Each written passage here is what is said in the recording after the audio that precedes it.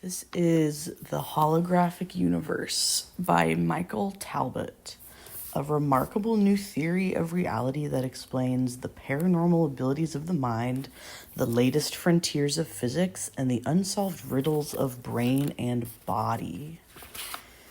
This is chapter 1. I can find that shit. Skipping the acknowledgements, you don't need that. We'll start here. In the movie Star Wars, Luke Skywalker's adventure begins when a beam of light shoots out of the robot R2-D2 and projects a miniature three-dimensional image of Princess Leia. Luke watches spellbound as the ghostly sculpture of light begs for someone named Obi-Wan Kenobi to come to her assistance. Okay, sorry, I have anxiety. The image is a hologram, a three-dimensional picture made with the aid of a laser, and the technological magic required to make such images is remarkable. But what is even more astounding is that some scientists are beginning to believe the universe itself is a kind of giant hologram, a splendidly detailed illusion no more or less real than the image of Princess Leia that starts Luke on his quest.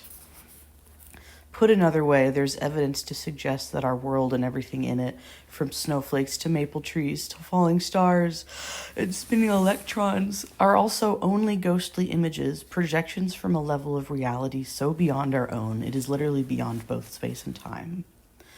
The main architects of this astonishing idea are two of the world's most eminent thinkers, University of London physicist David Bohm, a protege of Einstein's and one of the world's most respected quantum physicists, and Carl Pribram, a neurophysiologist at Stanford University and author of the classic neuropsychological textbook Languages of the Brain. Intriguingly, Bohm and Pribram arrived at their conclusions independently and while working from two very different directions. Bohm became convinced of the universe's holographic nature only after years of dissatisfaction with the standard theory's inability to explain all of the phenomenon encountered in quantum physics. Pribram became convinced because of the failure of standard theories of the brain to explain various neurophysiological puzzles. However, after arriving at their views, Bohm and Pribram quickly realized the holographic model explained a number of other mysteries as well, including the apparent inability of any theory, no matter how comprehensive, ever to account for all the phenomena encountered in nature, the ability of individuals with hearing in only one ear to determine the direction from which a sound originates, and our ability to recognize the face of someone we have not seen for many years, even if that person has changed considerably in the interim. But the most staggering thing about holographic model was that it suddenly made sense of a wide range of phenomena so elusive they generally have been categorized outside the province of scientific understanding. These include telepathy, precognition, mystical feelings of oneness with the universe, and even psychokinesis, or the ability of the mind to move physical objects without anyone touching them.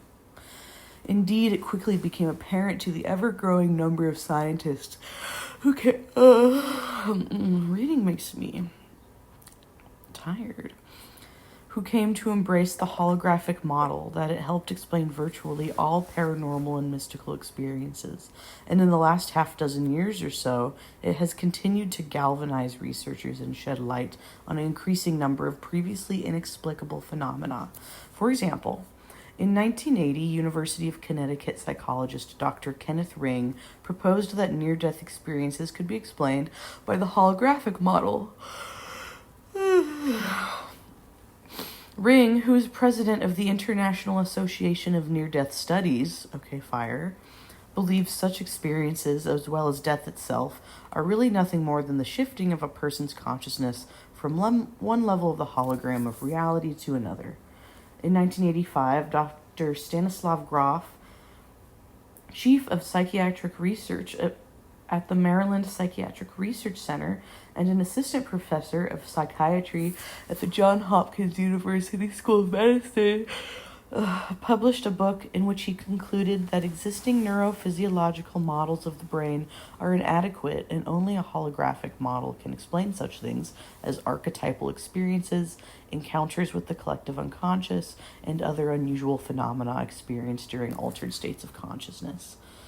At the 1987 annual meeting of the Association for the Study of Dreams, also fire, held in Washington, D.C., physicist Fred Alan Wolf delivered a talk in which he asserted that the holographic model explains lucid dreams. Oh, God. Okay. Can't stop yawning. Unusually vivid dreams in which the dreamer realizes he or she is awake. Wolf believes that such dreams are actually visits to parallel realities, and the holographic model will ultimately allow us to develop a physics of consciousness, which will enable us to explore more fully these other dimensional levels of existence.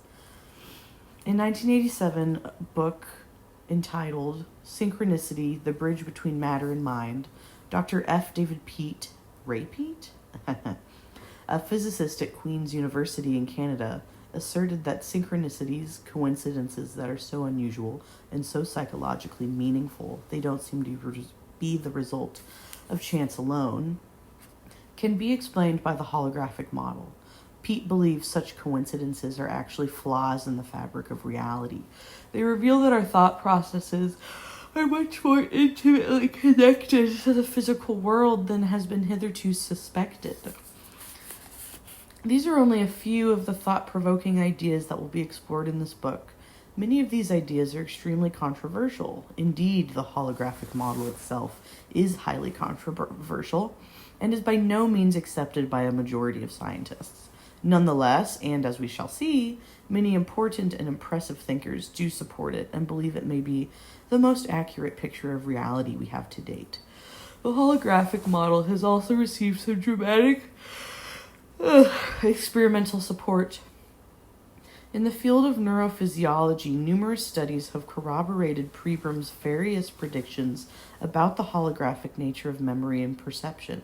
Similarly, in 1982, a landmark experiment performed by a research team led by physicist Elaine Aspect, cool name, at the Institute of Theoretical and Applied Optics in Paris, demonstrated that the web of subatomic particles that compose our physical universe, the very fabric of reality itself, possess what appears to be an undeniable holographic property.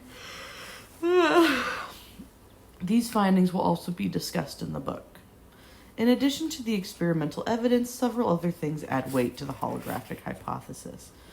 Perhaps the most important considerations are the characters and achievement of the two men who originated the idea. Early in their careers, and before the holographic model was even a glimmer in their thoughts, each amassed accomplishments that would inspire most researchers to spend the rest of their academic lives resting on their laurels. In the 1940s, Pribram did pioneering work on the limbic system, a region of the brain involved in emotions and behavior. Bohm's work in plasma physics in the 1950s is also considered landmark. Oh, I'm sorry, I cannot stop yawning. But even more significantly, each has distinguished himself in another way. It is a way even the most accomplished men and women can seldom call their own. For it is measured not by mere intelligence or even talent. It is measured by courage, the tremendous resolve it takes to stand up for one's convictions even in the face of overwhelming opposition. Don't tell that to the Delulu girls. No, I'm just kidding. While he was a graduate student, Bohm did doctoral work with Robert Oppenheimer. Later in 1951, when Oppenheimer came under the perilous scrutiny of Senator Joseph McCarthy's Committee of Un-American Activities, also awesome, Senator Joseph McCarthy's Committee of Un-American Activities. Bohm was called to testify against him and refused. Oh, hell yeah. As a result, he lost his job at Princeton and never again taught in the United States, moving first to Brazil and then to London. Oh my God. Okay. Early in his career, Pribram faced a similar test of mettle. In 1935, a Portuguese neurologist named Egas Moniz devised what he believed was the perfect treatment for mental illness. Okay. He discovered that by boring into an individual's skull, sounds like a great best practice, with a surgical pick and severing the prefrontal cortex from the rest of the brain, he could make the most troublesome patients docile. He called the procedure a prefrontal lobotomy, and by the 1940s it had become such a popular medical technique that Moniz was awarded the Nobel Prize. Okay. In the 1950s, the procedure's popularity continued, and it became a tool, like the McCarthy hearings, to stamp out cultural undesirables. So accepted was its use for this purpose that the surgeon Walter Freeman, the most outspoken advocate for the procedure in the United States, wrote unashamedly that lobotomies made good American citizens out of society's misfits, schizophrenics, homosexuals, and radicals, he says. During this time, Pribram came on the medical scene. However, unlike many of his peers, Pribram felt it was wrong to tamper so recklessly with the brain of another. So deep were his convictions that while working as a young neurosurgeon in Jacksonville, Florida, he opposed the accepted medical wisdom of the day and refused to allow any lobotomies to be performed in the ward he was overseeing. Later at Yale, he maintained his controversial stance, and his then radical views very nearly lost him his job. Bohm and Pribram's commitment to stand up for what they believe in, regardless of the consequences, is also evident in the holographic model. As we shall see, placing their not inconsiderable reputations behind such a controversial idea is not the easiest path either could have taken. Both their courage and the vision they have demonstrated in the past again add weight to the holographic idea. One final piece of evidence in favor, and I don't feel like you've given the evidence yet, in favor of the holographic model is the paranormal itself. This is no small point, for in the last several decades, a remarkable body of evidence has accrued suggesting that our current understanding of reality, the solid and comforting sticks and stones picture of the world we all learned about in high school science class, is wrong. Because these findings cannot be explained by any of our standard scientific models, science has in the main ignored them. However, the volume of evidence has reached the point where this is no longer a tenable situation. To give just one example, in 1987, physicist Robert G. Jahn and clinical psychologist Brenda J. Doon, both at Princeton University, announced that after a decade of rigorous experimentation by their Princeton Engineering Anomalies Research Laboratory, they had accumulated unequivocal evidence that the mind can psychically interact with physical reality. More specifically, Jean and Doon found that through mental concentration alone, human beings are able to affect the way certain kinds of machines operate. Interesting. This is an astounding finding, and one that cannot be accounted for in terms of our standard picture of reality. So true. It can be explained by the holographic view, however. Conversely, because paranormal events cannot be accounted for by our current scientific understandings, they cry out for a new way of looking at the universe, a new scientific paradigm. In addition to showing how the holographic model can account for the paranormal, the book will also examine how mounting evidence in favor of the paranormal in turn actually seems to necessitate the existence of such a model. Okay. The fact that the paranormal cannot be explained by our current scientific worldview is only one of the reasons it remains so controversial. Another is that psychic functioning is often very difficult to pin down in the lab, and this has caused many scientists to conclude it therefore does not exist. This apparent elusiveness will also be discussed in the book. An even more important reason is that contrary to what many of us have come to believe, science is not prejudice-free. I first learned this a number of years ago when I asked a well-known physicist what he thought about a particular parapsychological experiment. The physicist, who had a reputation for being skeptical of the paranormal, looked at me with great authority, said the results revealed no evidence of any psychic functioning whatsoever. I had not yet seen the results, but because I respected the physicist's intelligence and reputation, I accepted his judgment without question. Later, when I examined the results for myself, I was stunned to discover the experiment had produced very striking evidence of psychic ability. I realized that even well-known scientists can possess biases and blind spots. Only then. Okay. Unfortunately, this is a situation that occurs often in the investigation of the paranormal. In a recent article in American Psychologist, Yale psychologist Irvin L. Child examined how a well-known series of ESP dream experiments conducted at the Maimonides Medical Center in Brooklyn, New York, had been treated by the scientific establishment. Despite the dramatic evidence supported of ESP uncovered by the experimenters, Child found that their work had been almost completely ignored by the scientific community.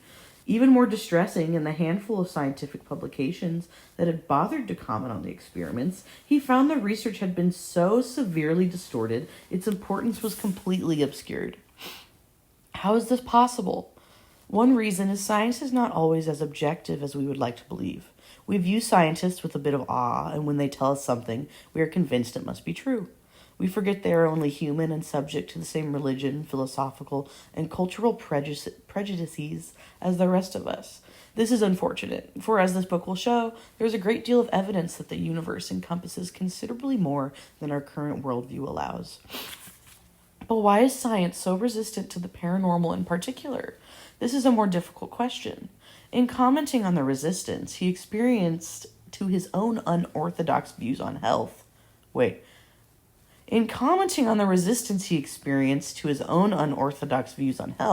Yale surgeon Dr. Bernie S. Siegel, author of the best-selling book Love, Medicine, and Miracles, asserts that it is because people are addicted to their beliefs. Siegel says that this is why when you try to change someone's belief, they act like an addict. There seems to be a good deal of truth to Siegel's observation, which perhaps is why so many of civilization's greatest insights and advances have at first been greeted with such passionate denial. We are addicted to our beliefs, and we do act like addicts when someone tries to wrest from us the powerful opium of our dogmas. Type shit. And since Western science has devoted several centuries to not believing in the paranormal, it is not going to surrender its addiction lightly. I am lucky. I have always known there was more to the world than is generally accepted. Queen. I grew up in a psychic family, and from an early age I experienced firsthand many of the phenomena that will be talked about in this book. Occasionally, and when it is relevant to the topic being discussed, oh my fucking God. Okay. I will relate a few of my own experiences. Although they can only be viewed as anecdotal evidence, for me they have been... Where'd it go? For me, they have provided the most compelling proof of all that we live in a universe we are only... For me, they have provided the most compelling proof of all that we live in a universe are only just beginning to fathom. I don't get that sentence. And I include them because of the insight they offer. Lastly, because the holographic concept is still very much an idea in the making and is a mosaic of many different points of view and pieces of evidence, some have argued that it should not be called a model or theory until these disparate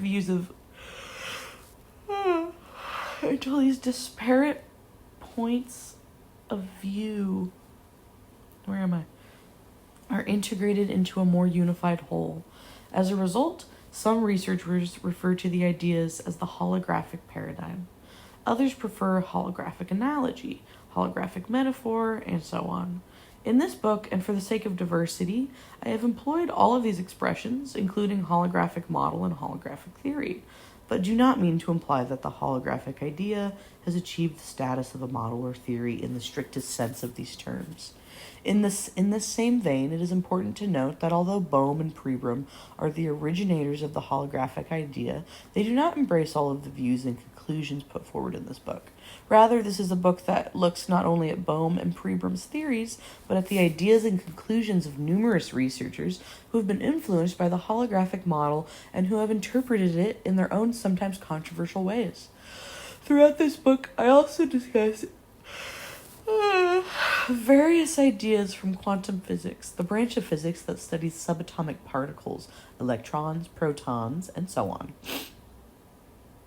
Because I've written on this subject before, I am aware that some people are intimidated by the term quantum physics, and they are afraid they will not be able to understand its concepts. My experience has taught me that even those who do not know any mathematics are able to understand the kinds of ideas from physics that are touched upon in this book. You do not even need a background in science. All you need is an open mind if you happen to glance at a page and see a scientific term you do not know. I have kept such terms down to a minimum, and on those occasions when it was necessary to use one, I always explain it before continuing on with the text. So don't be afraid. Once you have overcome your fear of the water, I think you'll find swimming among quantum physics' strange and fascinating ideas much easier than you may have thought. I think you'll also find that pondering a few of these ideas might even change the way you look at the world. In fact, it is my hope that the ideas contained in the following chapters will change the way you look at the world. It is with this humble desire that I offer this book. Part 1. A remarkable new view of reality. Sit down before facts like a little child and be prepared to give up every preconceived notion. Follow humbly wherever and to whatever abyss nature leads, or you shall learn nothing. T.H. Huxley. Chapter 1. The brain is a hologram. It isn't that the world of appearances is wrong, it is apparent that there aren't objects out there at one level of reality. It's that if you penetrate through the look at the universe with a holographic system, you arrive at a different view, a different reality, and that other reality can explain things that have hitherto, they love hitherto in this book, remained remained inexplicable scientifically. Paranormal phenomena, synchronicities, and apparently meaningful coincidence of events. Carl Pribram in an interview in Psychology Today. The puzzle that first started Pribram on the road to formulating his holographic model was the question of how and where memories are stored in the brain. In the early 1940s, when he first became interested in this mystery, it was generally believed that memories were localized in the brain. In the early 1940s, when he first became interested in this mystery, it was generally believed that memories were localized in the brain. Did I just say that? Each memory a person had, such as the memory of the last time you saw your grandmother, or the memory of the fragrance of a gardenia you sniffed when you were 16, was believed to have a specific location somewhere amongst the brain cells. Such memory traces were called engrams, and although no one knew what an engram was made of, whether it was a neuron or perhaps even a special kind of molecule, most scientists were confident it was only a matter of time before one would be found. There were reasons for this confidence. Research conducted by Canadian neurosurgeon Wilder Penfield in the 1920s had offered convincing evidence that specific memories did have specific locations in the brain. One of the most unusual features of the brain is that the object itself doesn't sense pain directly. As long as the scalp and the skull have been deadened with a local anesthetic, surgery can be performed on the brain of a fully conscious person without causing any pain. In a series of landmark experiments, Penfield used this fact to his advantage. While operating on the brains of epileptics, he would electrically stimulate various areas of their brain cells. To his amazement, he found that when he stimulated the temporal lobes, the region of the brain behind the temples, of one of his fully conscious patients, they re-experienced memories of past episodes from their lives in vivid detail.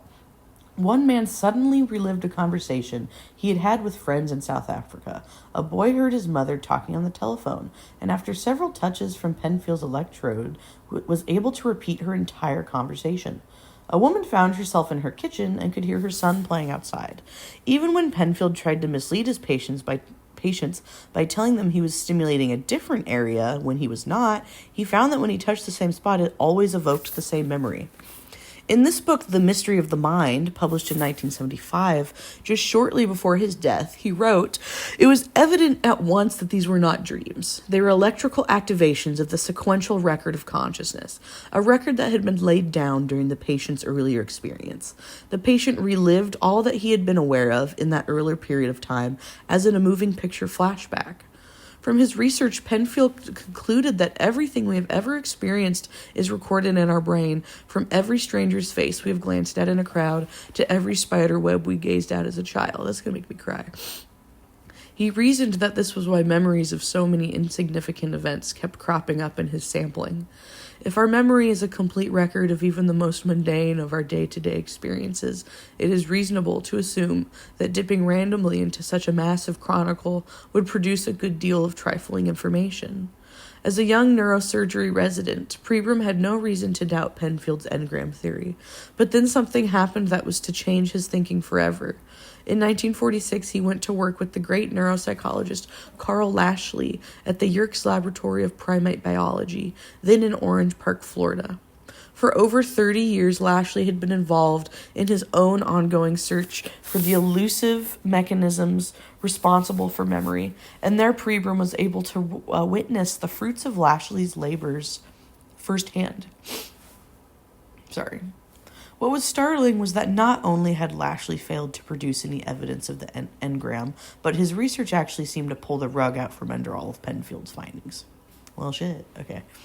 What Lashley had done was to train rats to perform a variety of tasks, such as run a maze. Then he surgically removed various portions of their brain and retested them. His aim was to literally cut out the area of the rats' brains containing the memory of their maze-running ability. To his surprise, he found that no matter what portion of their brains he cut out, he could not eradicate their memories. Often the rats' motor skills were impaired and they stumbled clumsily through the mazes, but even with massive portions of their brains removed, their memories remained stubbornly intact. For Pribram, these were incredible findings. If memories possess specific locations in the brain, in the same way that books possess specific locations on library shelves, why didn't Lashley's surgical plunderings have any effect on them? For Pribram, the only answer seemed to be that memories were not localized at specific brain spots, but at specific brain sites, but were somehow spread out or distributed throughout the brain as a whole. The problem was that he knew of no mechanism or process that could account for such a state of affairs.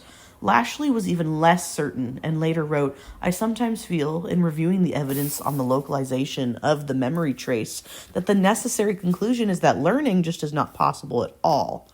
Nevertheless, in spite of such evidence against it, learning does sometimes occur." Some bitches really be proving that.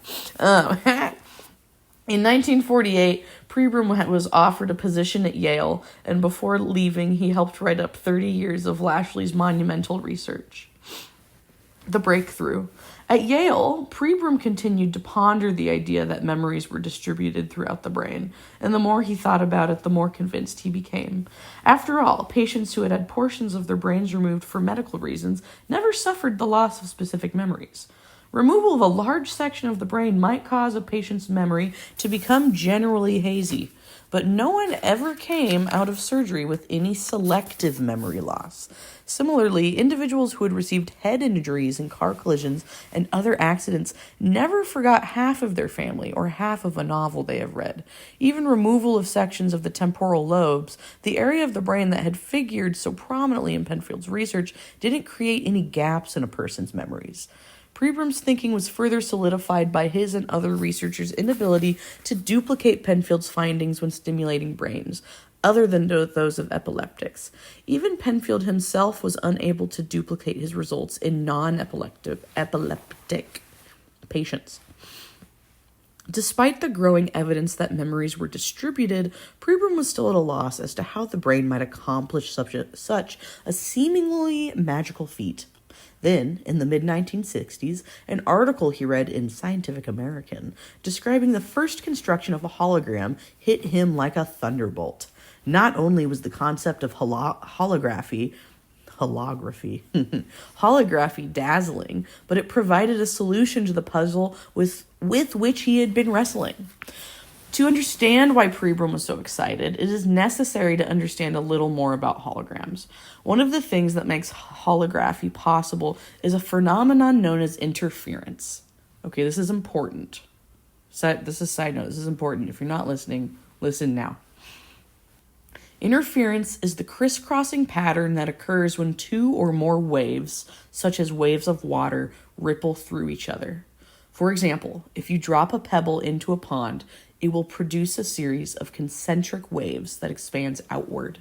If you drop two pebbles into a pond, you will get two sets of waves that expand and pass through one another. The complex arrangement of crests and troughs that result from such collisions is known as an interference pattern. Okay. A hologram is produced when a single laser light is split into two separate beams. The first beam is bounced off the object to be photographed. Then the second beam is allowed to collide with the reflected light of the first. When this happens, they create an interference pattern, which is then recorded on a piece of film. To the naked eye, the image on the film looks nothing at all like the object photographed. In fact, it even looks a little like the concentric rings that form when a handful of pebbles is tossed into a pond. See figure 2. You guys can't.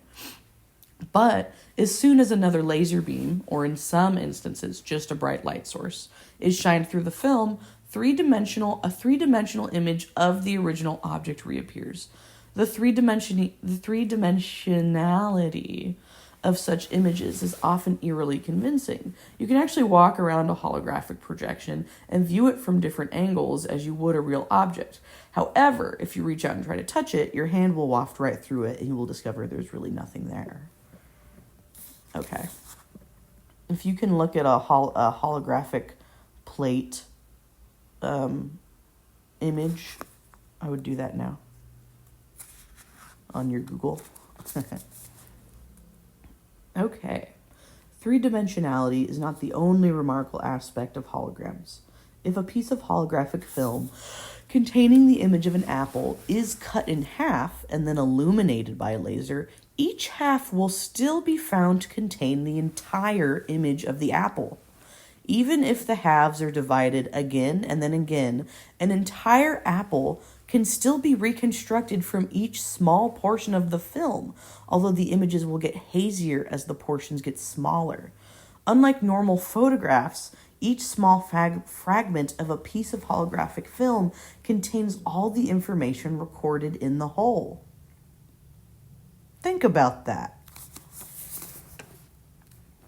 This was precisely the feature that got Pribram so excited, for it offered at last a way of understanding how memories could be distributed rather than localized in the brain.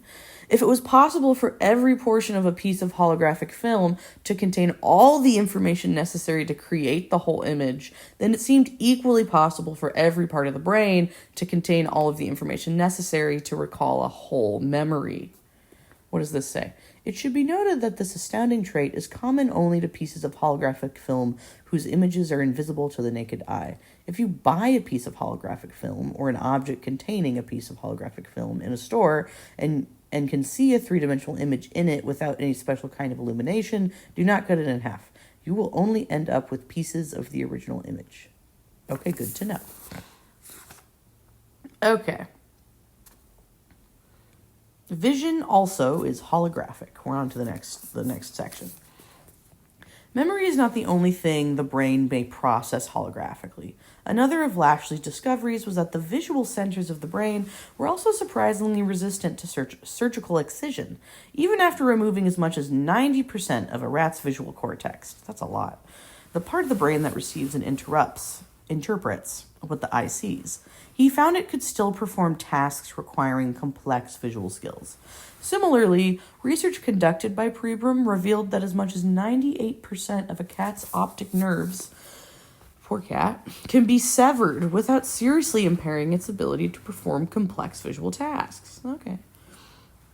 Such a situation was tantamount to believing that a movie audience could still enjoy a motion picture even after 90% of the movie screen was missing, and his experiments presented once again a serious challenge to the standard understanding of how vision works. According to the leading theory of the day, there was a one-to-one correspondence between the image the eye sees and the way that the image is represented in the brain. In other words, when we look at a square, it was believed that the electrical activity in our visual cortex also possesses the form of a square. Interesting. Although findings such as Lashley's seemed to deal a death blow to this idea, Pribram was not satisfied. While he was at Yale, he devised a series of experiments to resolve the matter and spent the next 7 years carefully measuring the electrical activity in the brains of monkeys when they performed various visual tasks. He discovered that not only did no such one-to-one correspondence exist, but there wasn't even a discernible pattern to the sequence in which the electrodes fired. Okay, I'm going to read that previous paragraph again, because I wasn't actually paying attention. Such a situation was tantamount to believing that a movie audience could still enjoy a motion picture even after 90% of the movie screen was missing, and his experiments presented once again a serious challenge to the standard understanding of how vision works. According to the leading theory of the day, there is a one-to-one correspondence between the image the eye sees and the way that the image is represented in the brain. In other words, when we look at a square, it was believed the electrical activity in our visual cortex also possesses the form of a square. Okay, so that's the theory that Pribram and Lashley are like, that's cap. Okay. Let's go back to the other one. So Pribram and Ashley stated that not only did no such one-to-one correspondence exist, the square to the square, but there wasn't even a discernible pattern to the sequence in which the electrodes fired. He wrote of his findings, these experimental results are incompatible with a view that a photographic-like image becomes projected onto the cortical surface. Okay. Oh, that's where I was last time. Once again, the resistance the visual cortex displayed towards surgical excision suggested that, like memory, vision was also distributed. And after Pribram became... I'm so sorry. Okay. And after Pribram became aware of I keep wanting to say holography, he began to wonder if it too was holographic. The whole and every part nature of a hologram certainly seemed to explain how so much of the visual cortex could be removed without affecting the ability to perform visual tasks. If the brain was processing images by employing some kind of internal hologram, even a very small piece of the hologram could still reconstruct the whole of what the eyes were seeing. It also explained the lack of any one-to-one correspondence between the external world and the brain's electrical activity.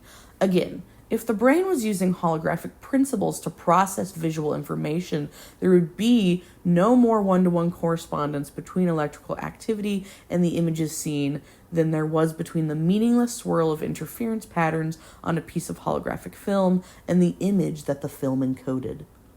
The only question that remained was what wave-like phenomenon the brain might be using to create such internal holograms. As soon as Pribram considered the question, he thought of a possible answer. It was known that the electrical communications that take place between the brain's nerve cells, or neurons, do not occur alone. Neurons possess branches like little trees, and when an electrical message reaches the end of one of these branches, it radiates outward, as does the ripple in a pond.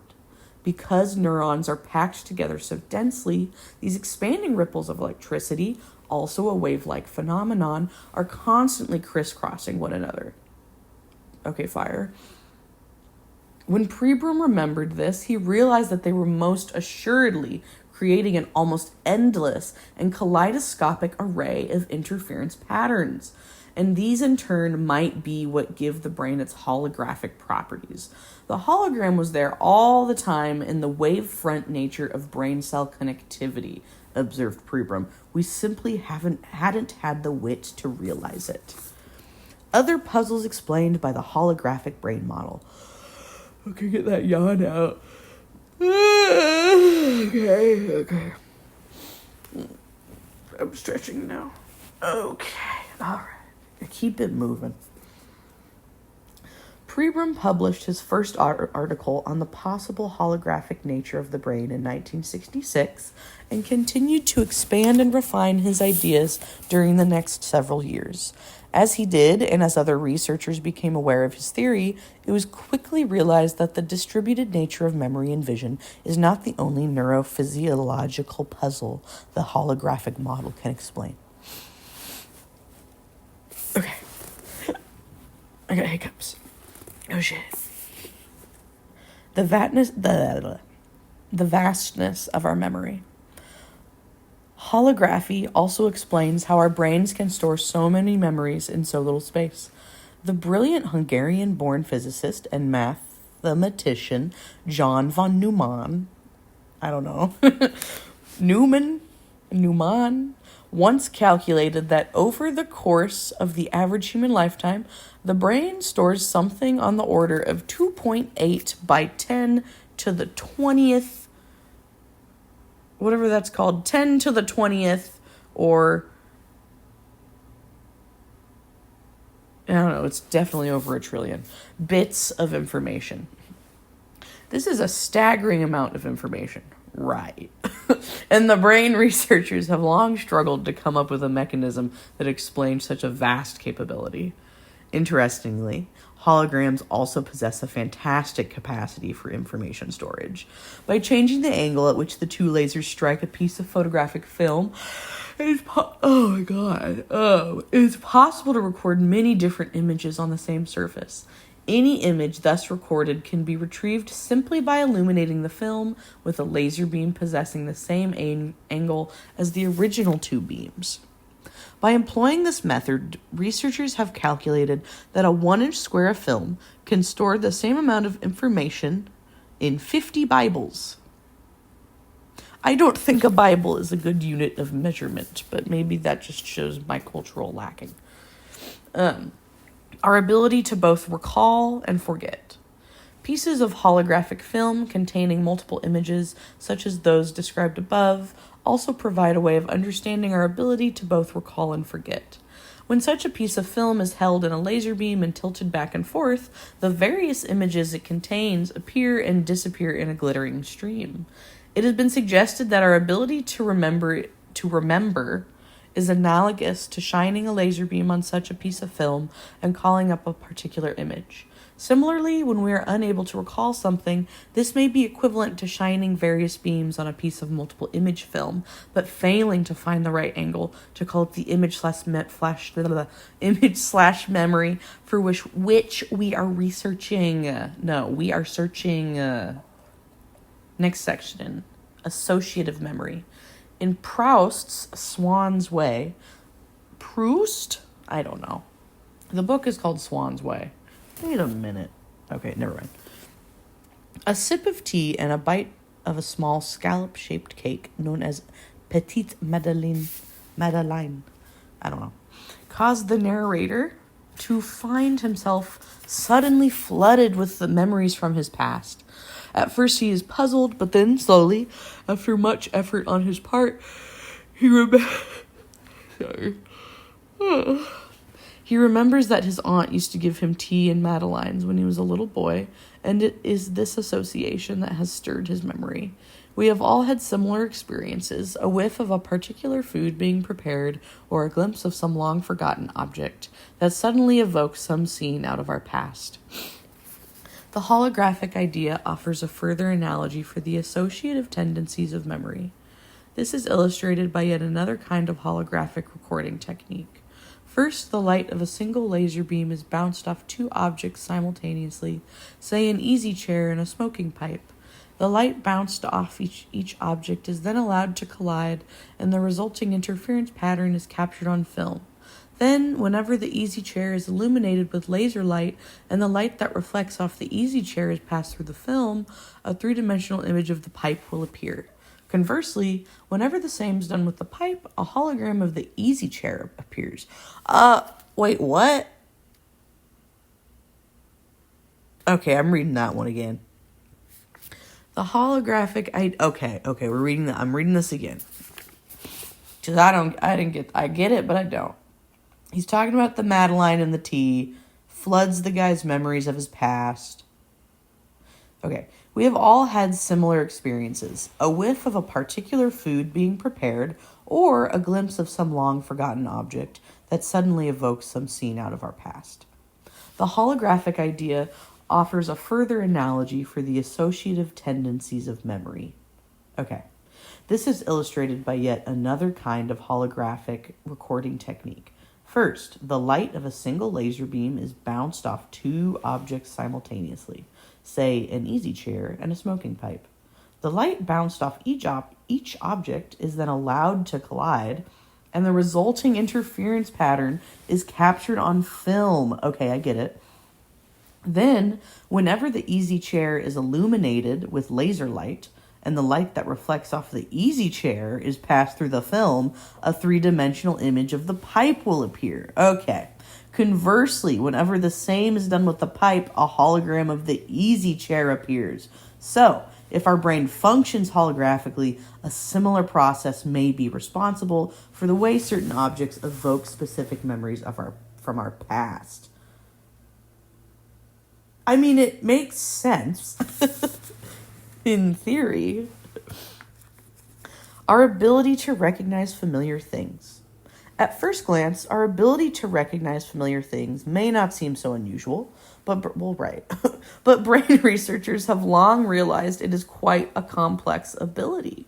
For example, the absolute certainty we feel when we spot a familiar face in a crowd of several hundred people is not just a subjective emotion, but appears to be caused by an extremely fast and reliable form of information processing in our brain. In a 1970 article in the British science magazine Nature, physicist Peter von Heerden proposed that a type of holography known as recognition holography, offers a way, I want to say holography so bad. Offers a way of understanding this ability. In recognition holography, a holographic image. In recognition holography, a holographic image of an object is recorded in the usual manner, save that the laser beam is bounced off a special kind of mirror known as a focusing mirror, before it is allowed to strike the unexposed film. If a second object, similar but not identical to the first, is bathed in laser light, and the light is bounced off the mirror and onto the film after it has been developed, a bright point of light will appear on the film. The brighter and sharper the point of the light, the greater the degree of similarity between the first and second objects. Interesting. If the two objects are If the two objects are completely dissimilar, no point of light will appear. By placing a light-sensitive photocell behind the holographic film, one can actually use the setup as a mechanical recognition system. I feel like I have to read that again, but I don't want to. What do you think about this? Okay, I'm just going to move on. Let's just keep it moving. A similar technique known as interference holography, may also explain how we can recognize both the familiar and unfamiliar features of an image, such as the face of someone we have not seen for many years. In this technique, an object is viewed through a piece of holographic film containing its image. When this is done, any feature of the object When this is done, any feature of the object that has changed since its image was originally recorded will reflect light differently.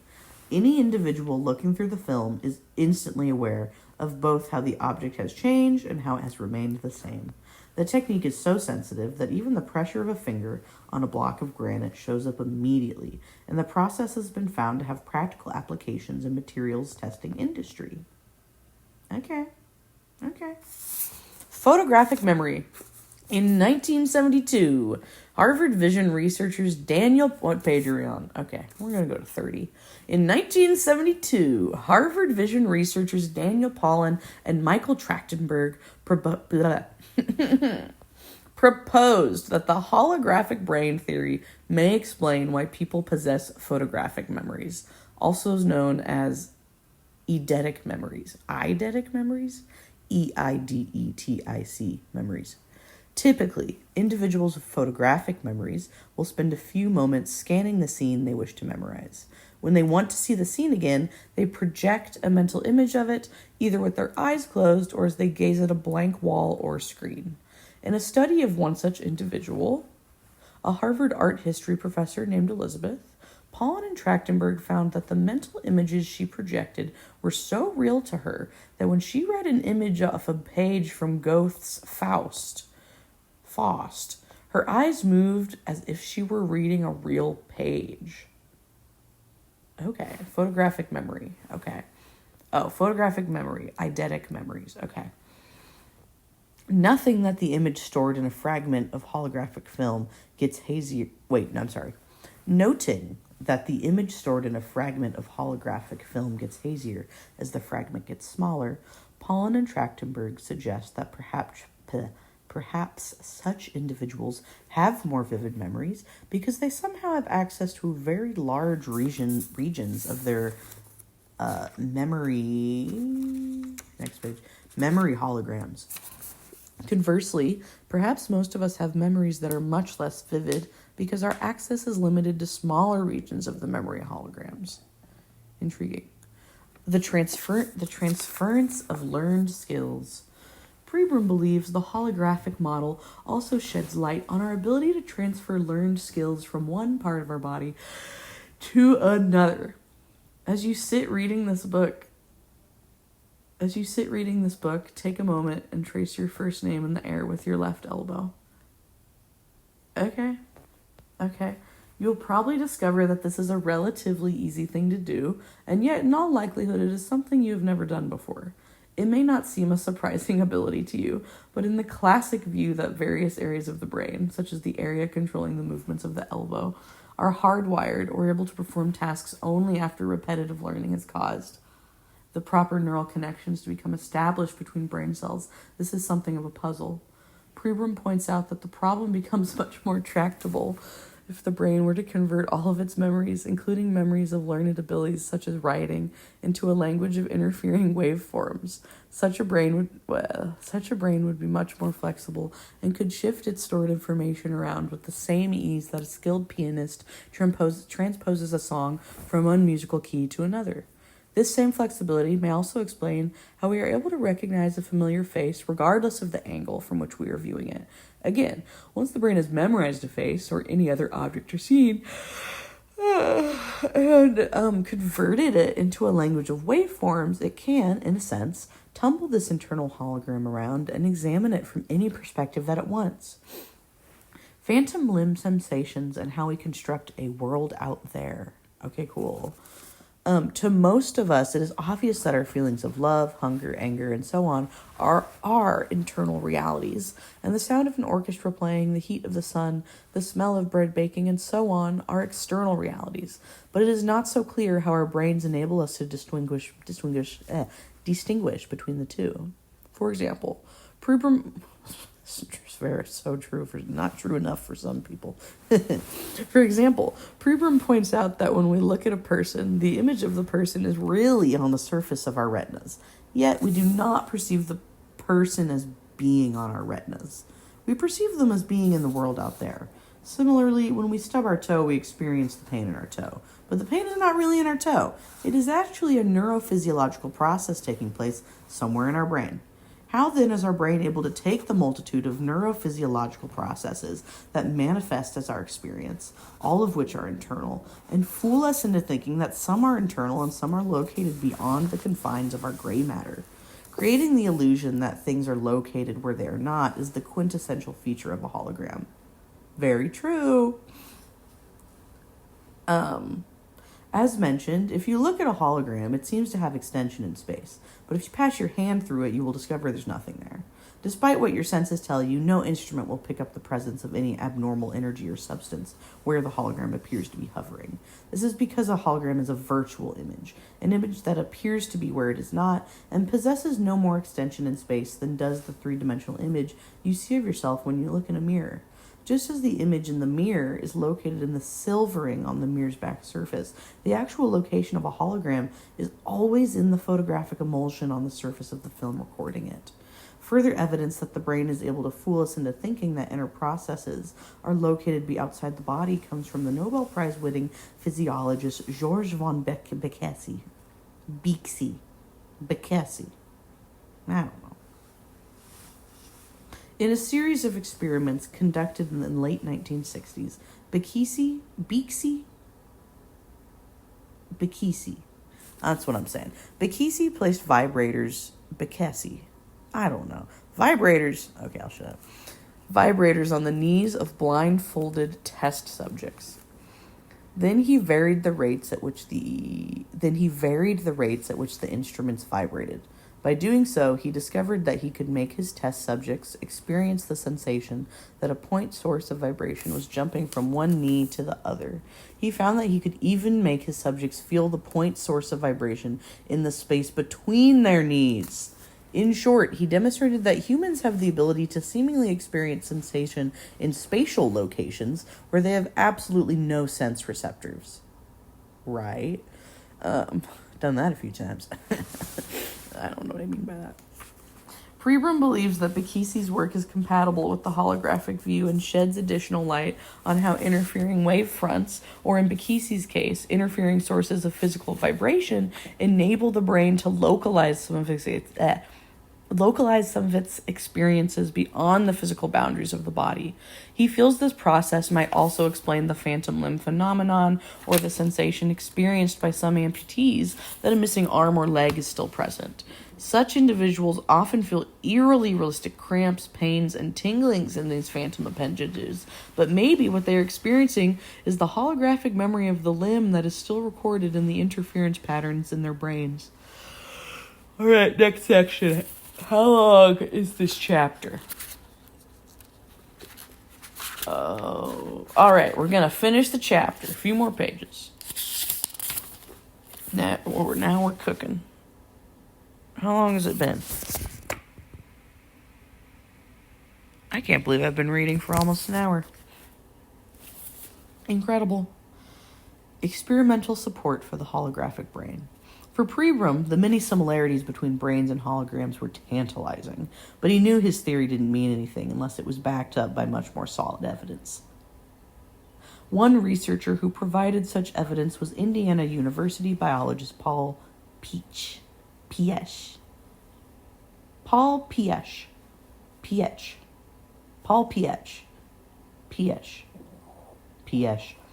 Intriguingly, Piech began as an ardent disbeliever in Pribram's theory.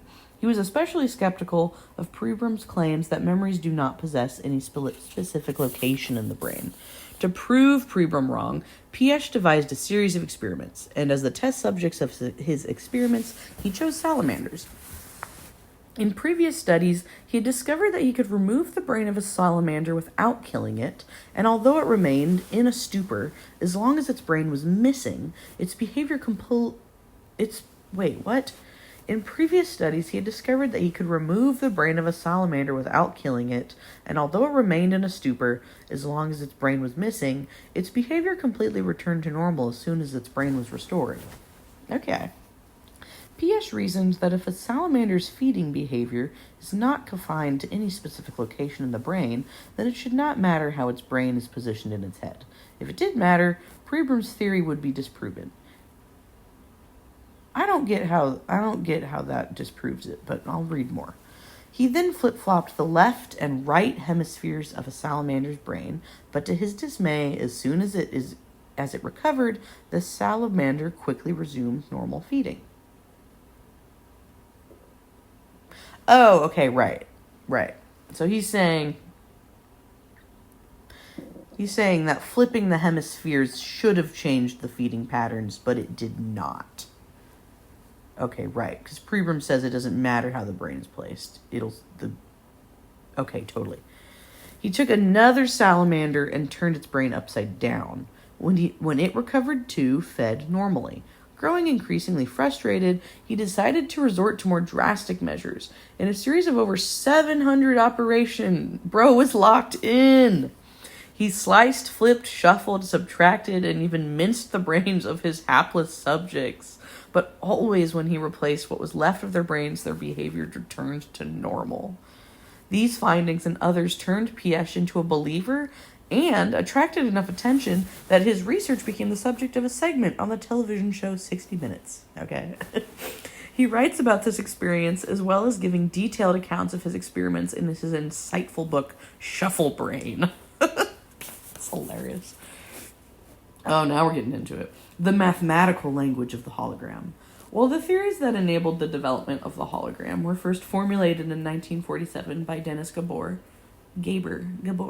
who later won a Nobel Prize for his efforts. In the late 1960s and early 1970s, Prebrum's theory received even more persuasive experimental support. When Gabor first I don't fucking know.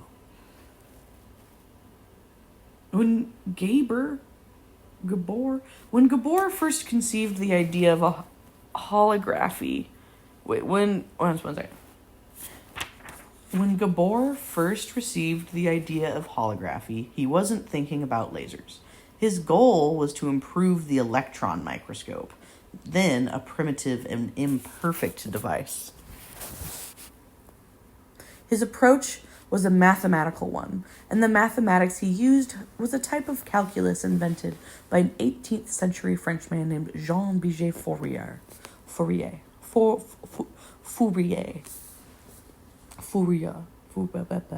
Okay. Roughly speaking, what Fourier developed was a mathematical way of converting any pattern, no matter how complex, into a language of simple waves. He also showed how these waveforms could be converted back into the original pattern. In other words, just as a television camera converts an image into electromagnetic frequencies, and a television set converts those frequencies back into the original image, Fourier showed how a similar process could be achieved mathematically. The equations he developed to convert images into waveforms and back again are known as Fourier transforms. Fourier transforms enabled Gabor to convert a picture of an object into a blur of interference pattern on a piece of holographic film. They also enabled him to devise a way of converting those interference patterns back into an image of the original object. In fact, the special hole in every part of a hologram is one of the byproducts that occurs when an image or pattern is translated into the Fourier language of waveforms. I'm getting kind of deep in this now. Throughout the late 1960s and early 1970s, various researchers contacted Pribram and told him they had uncovered evidence that the visual system worked as a kind of frequency analyzer. Since frequency is a measure of the number of oscillations a wave undergoes per second, this strongly suggested that the brain might be functioning as a hologram does.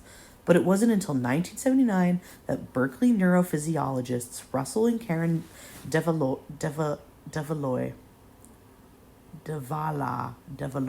made the discovery that settled the matter. Oh shit.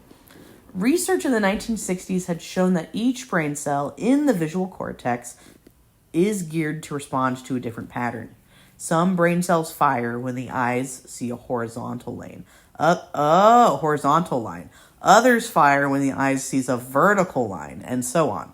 As a result, many researchers concluded that the brain takes input from these highly specialized cells called feature detectors and somehow fits them together to provide us with our visual perceptions of the world.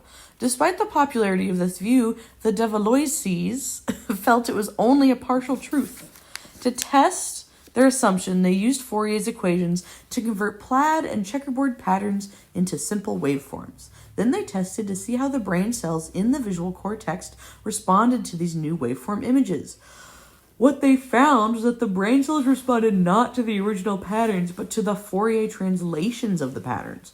Only one conclusion could be drawn. The brain was using Fourier mathematics, the same mathematics holography employed, to convert visual images into the Fourier language of waveforms. The Devaloises' discovery was subsequently confirmed by numerous other laboratories around the world, and although it did not provide absolute proof the brain was a hologram, it supplied enough evidence to convince Pribram his theory was correct.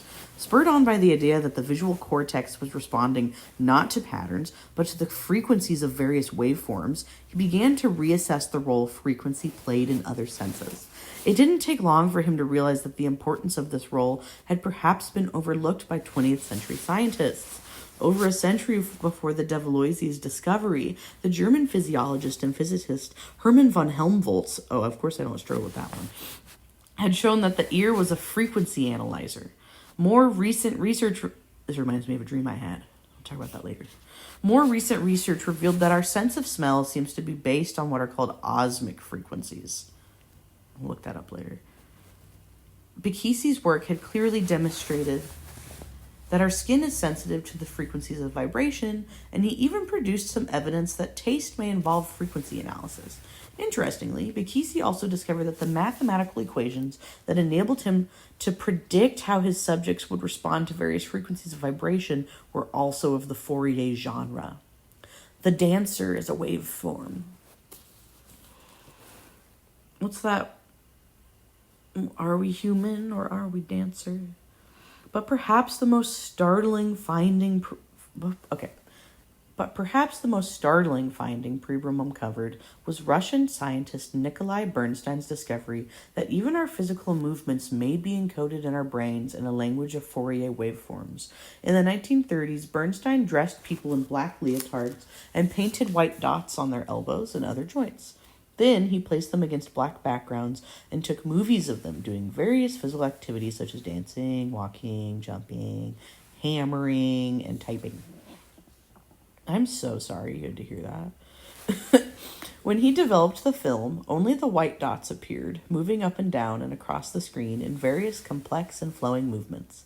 To quantify his findings, he Fourier analyzed the various lines the dots traced out and converted them into a language of waveforms. To his surprise, he discovered the waveforms contained hidden patterns that allowed him to predict his subject's next movement to within a fraction of an inch. Very nice. When Pribram encountered Bernstein's work, he immediately recognized its implications. Maybe the reason hidden patterns surfaced after Bernstein Fourier analyzed his subject's movements was because that was how movements are stored in the brain. This was an exciting possibility.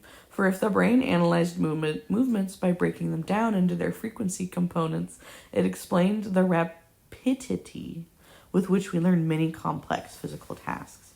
For instance, we do not learn to ride a bicycle by painstakingly memorizing every tiny feature of the process. We learn by grasping the whole flowing movement. Type shit. The fluid wholeness that typifies how we learn so many physical activities. It's difficult to explain if our brains are storing information in a bit-by-bit manner, but it becomes much easier to understand if the brain is Fourier analyzing such tasks and absorbing them as a whole. The reaction of the scientific community. Despite such evidence, Pribram's holographic model remains extremely controversial. Part of the problem is that there are many popular theories of how the brain works, and there is evidence to support them all.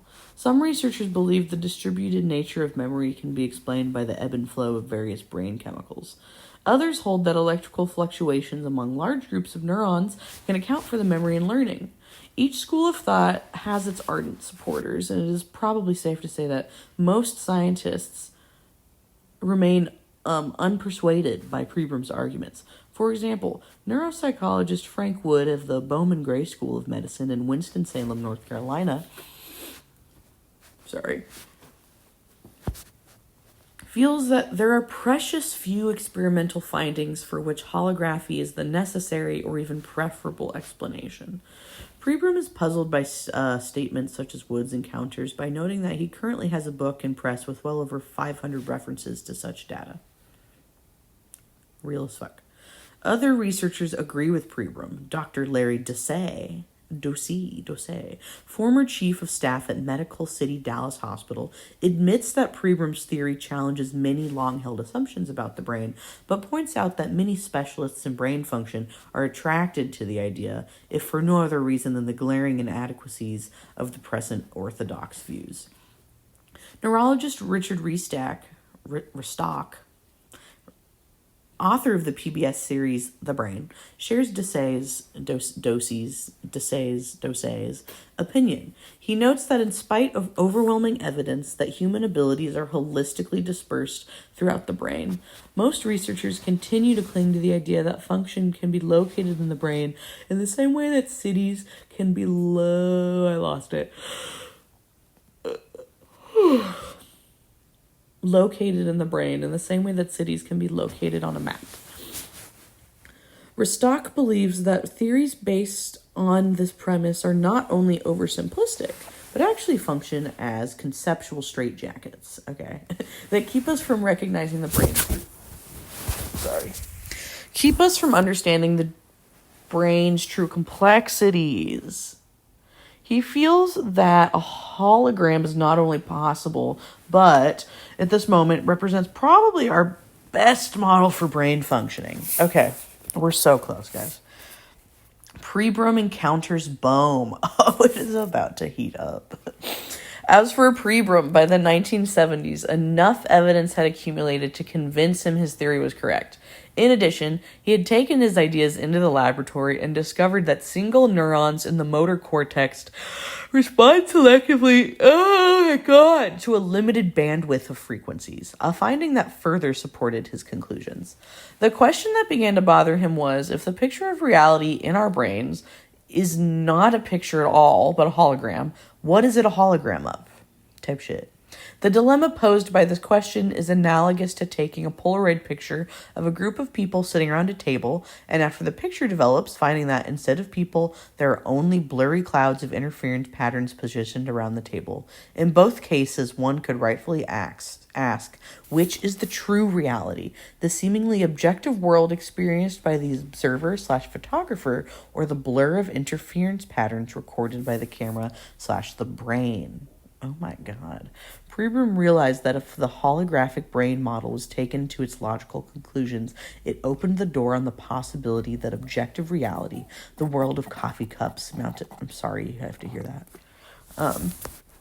coffee cups, mountain vistas, elm trees, and table lamps might not even exist, or at least not exist in the way we believe it exists. Was it possible, he wondered, that what the mystics had been saying for centuries was true?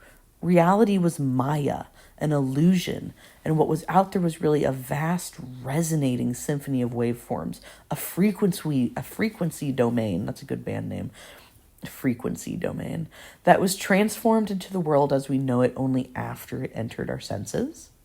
Realizing that the solution he was seeking might lie outside the province of his own field, he went to his physicist son for advice.